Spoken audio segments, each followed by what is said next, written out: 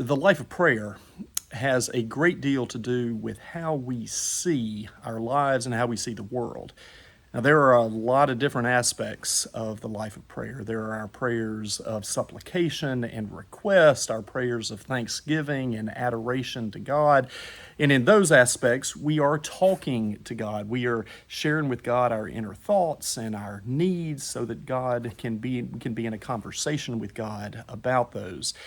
But one of the central aspects, and I think it can be an underestimated aspect of the life of prayer, is that prayer over time shapes the way that we see our lives.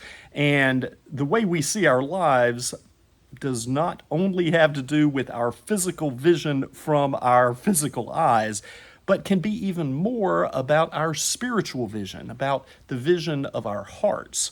When we're reading in the gospel stories where the stories tell us about Jesus healing people who are blind, we may understand those stories as not only being about physical healing of people who are physically blind, but also they can teach us about a deeper kind of spiritual healing where Jesus helps people who are spiritually blind to see themselves and the world and God more clearly. And over time, what we want is for God to help us to see our lives the way God sees us. That's what we sing about in the beloved hymn where we sing, "Be Thou My Vision." We want to learn to see with the eyes of God, and learning to see with God's eyes, learning to see our lives and the lives of others, and to see the world with God's eyes, that changes everything for us. And there are three aspects of God's vision that I find particularly compelling and want to share with you. The first is that God's vision is very, very patient. When we look at ourselves or someone else or a situation in the world, we often want that to be different, and we want it now. We want to be smarter, we want to be stronger, we want to be faster, better, and we want all of those things to happen now. God is also interested in our healing and in our transformation and in our growth, but God knows that the deepest kind of transformation, the transformations that last, those take time. So God's vision is patient.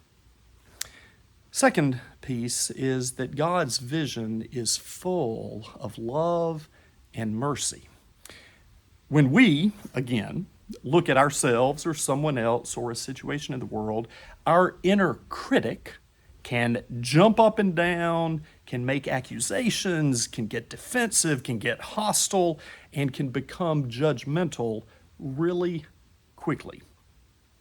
God looks at people and situations, including the most broken people and the most broken situations, and God's heart and God's vision is filled with love and mercy for them, for all of them. So God's vision is filled with love and with mercy.